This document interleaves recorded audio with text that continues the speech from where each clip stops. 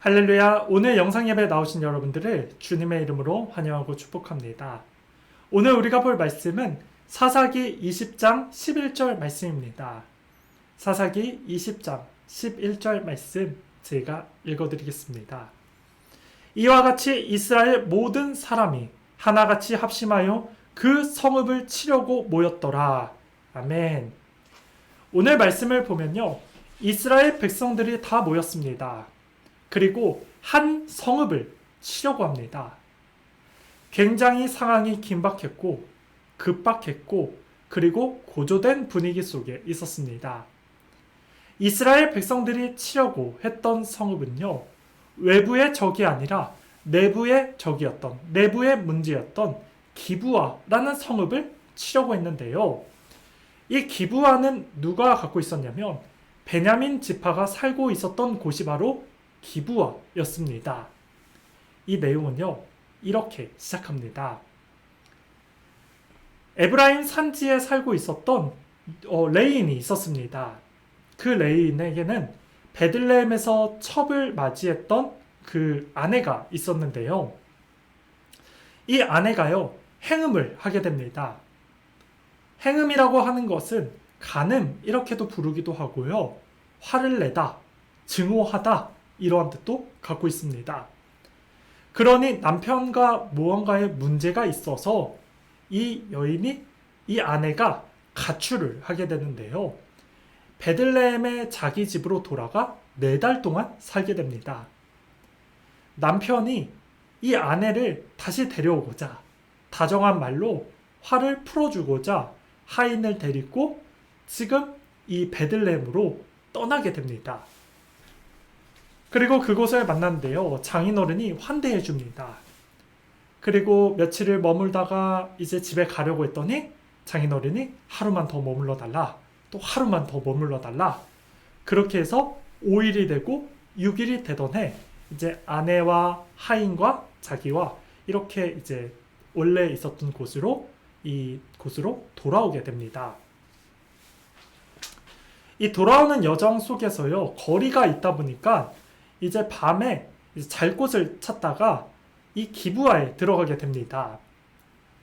이스라엘 백성들은 나그네를 환대해주고 환영해주고 이 나그네를 집으로 이렇게 모셔서 하루 동안 잘 쉬게 하는 그런 문화가 있었는데, 이 기브아 사람들이 이 나그네를 그렇게 환대하지 않습니다.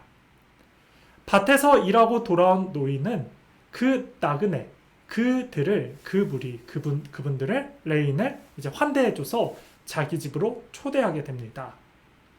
그런데 문제가 생겼습니다. 그 밤에 기브온의 불량 배들이 그 노인의 집을 에워싸기 시작합니다. 그리고 말합니다. 그 레인, 그 사람을 우리에게로 달라. 우리가 관계하리라. 관계라고 하는 것은요, 여기서 나오는 관계는 동성애입니다. 그러니까 지금 하나님을 믿는 백성이 지금 하나님이 보시는데도 동성애를 저지르고 그게 당연한 것처럼 여겼던 시대, 사사기 시대였습니다.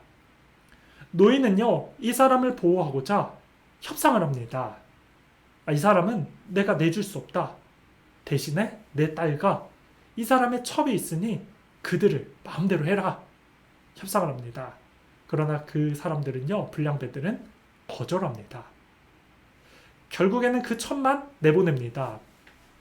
첩은요, 밤새도록 욕보이고 밤새도록 공경을 처합니다.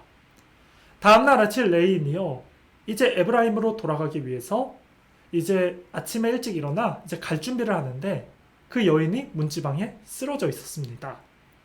상태를 살펴보니까 여인이 죽고 말았습니다. 싸늘한 시체가 되었습니다. 그래서 그 여인을 낙타에 태우고 자신의 고향으로 돌아와서 그 여인을 12조각으로 이제 토막을 내서 각 지파에 그 자기 아내의 시체를 한 조각씩 보내게 됩니다. 사람들은요, 놀랐습니다. 그리고 이스라엘 백성들이 진위 조사를 하기 위해서 지금 미스바로 다 모이게 되었는데요.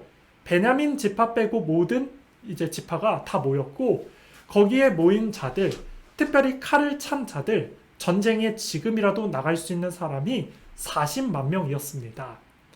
베냐민 지파는 동태를 살펴봤는데 이 무장한 사람이 40만 명이나 되는 사람들을 보고 이거 전쟁 일어날 수 있겠구나.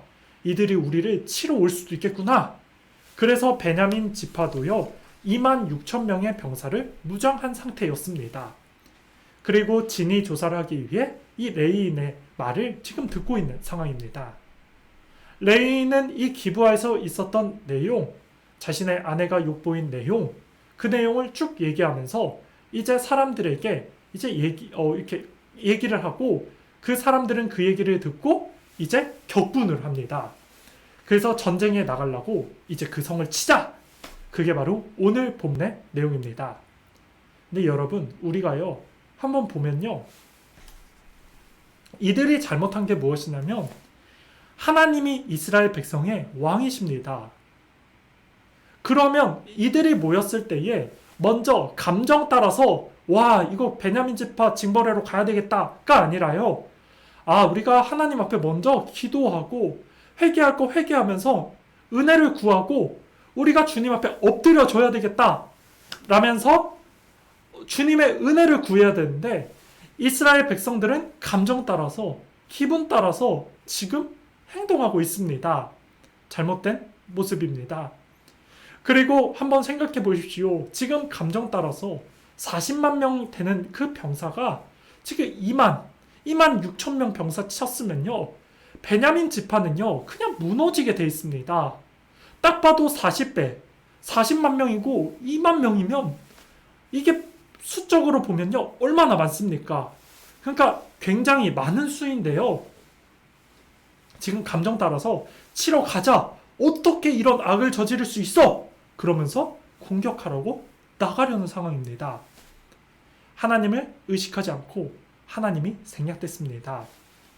여러분, 우리도 감정 따라 행동하면요. 이러한 실수를 저지를 수 있습니다. 우리 인생의 주인은 하나님이십니다. 하나님을 왕으로 모시는 사람들은요. 과거에도 하나님께서 내 인생을 이끌고 현재도 하나님께서 내 인생을 이끌고 계시고 미래도 하나님이 내 인생을 이끌어 준다는 사실을 기대하면서 현상을 보면서 분내고 화내고 열내는 것이 아니라 기도하고 말씀 보면서 주님의 뜻과 음성을 듣고 나가야 되는 게 때로는 주님 앞에 그 문제를 내어드리고 주님의 은혜를 구하고 우리가 잘못한 것이 있으면 회개하고 나가는 게 바로 그리스도인들의 모습 아니겠습니까? 감정 따라 살면요 실수하기 쉽고요 감정 따라 살면요 의로운 행동으로 보일 수 있지만 결국에 그가 화가 될 수도 있다는 것은 우리는 반드시 기억해야 합니다. 아멘. 그러려면 우리가 날마다 말씀과 기도로 주님의 음성을 듣고 주님을 바라보는 그런 훈련을 받으셔야 됩니다. 훈련이라 하는 게 무엇입니까? 훈련은요 반복된 습관입니다. 그러니까 내 몸에 체득될 때까지 계속해서 우리가 주님을 바라보는 훈련이 있으셔야 됩니다. 말씀과 기도, 그 가운데 주님의 뜻을 구하며 주님이 왕이십니다. 고백하며 나가는 훈련이 있으셔야 됩니다. 아멘. 다윗이라는 사람이 있습니다. 다윗은요 인생 가운데 철저히 훈련을 받았습니다. 그는 전쟁터에서 하나님의 뜻을 구하며 주님 어떻게 할까요? 주님 음성을 들려주세요. 그랬을 때 하나님이 후퇴해라. 그럼 후퇴했고 공격해라. 그럼 공격했고 어떻게 공격해라. 그럼 그대로 공격하고 그랬더니 다윗은 전쟁 가운데 패배가 없었습니다. 그의 인생 속에서 훈련이 되어 있기 때문에 주의 음성을 들을 수 있는 훈련이 되어 있었기 때문에 그는 전쟁에서 실패하지 않았습니다. 여러분, 말씀과 기도로 깨어서 날마다 주님께 은혜를 구하고 주의 음성 듣기를 소망하시길 바라겠습니다. 말씀으로 주의 뜻을 찾고 기도로 주님께 나아가기를 구하며 우리 인생의 큰 문제들, 작은 문제들 내가 해결하지 마시고 감정 따라 해결하지 마시고 열내면서 해결하지 마시고 주의 음성 듣고 은혜 안에 해결하시는 여러분의 삶이 되기를 축복하겠습니다. 아멘. 여러분 분내고 화내고 열내고 분열하는 거 주님의 뜻이 아닙니다. 사랑하고 인내하고 기도하고 용납하고 받아들이는 것, 그것이 주님의 뜻입니다. 베냐민 지파가 잘못했습니다. 그들을 공격하러 가는 것이 아니라 그 민족을 위해서 회개하고 기도하고 품어주고 다시 주님의 은혜로 돌아올 수 있게 해주는 것, 그게 이스라엘 백성들이 해야 될 목이었습니다. 우리 인생 속에도 마찬가지입니다.